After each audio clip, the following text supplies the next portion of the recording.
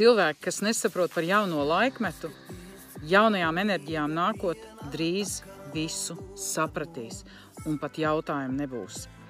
Es jau stāstīju, kad jaunais laikmets nāk ar šo patiesumu, autentiskumu, un visi tie, kas melo, vai nu savā privātajā dzīvē, vai savos biznesos, vai, teiksim, varas un valdības, pilnīgi visu jaunās enerģijas noslaucīs kā nebijušas. Kāpēc?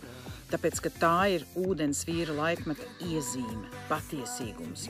Tāpēc ņemiet to vērā un pārbaudiet savas sirdis un padomājiet, kāda ir motivācija, kāds ir iemesls, kāpēc jūs kaut ko darat, kāpēc jūs dzīvojat, ko jūs radat un kāpēc, un vai tas viss ir tikai par šekalīšiem, vai jums ir lielāki mērķi, ja?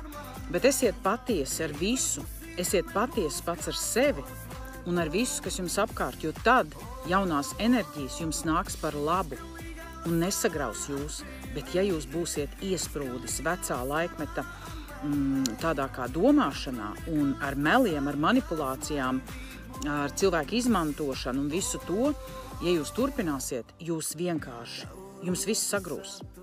Viss, pilnīgi viss, kas ir būvēts uz meliem un kas bīda melus, viss sagrūs.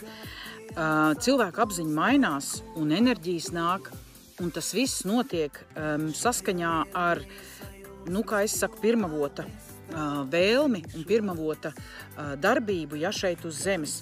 Un tā tam ir jābūt, jo tā ir paredzēts. Cilvēki ir noguruši no meliem, no visu šitā murga, no šī apmāna, ja, kurš ir manifestējis vairāk kā jebkad iepriekš.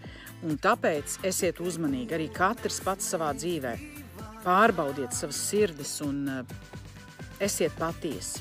Tas ir vienīgais, ko es varu ieteikt, ejot uz šo jauno laikmetu. Esiet patiesi un īsti.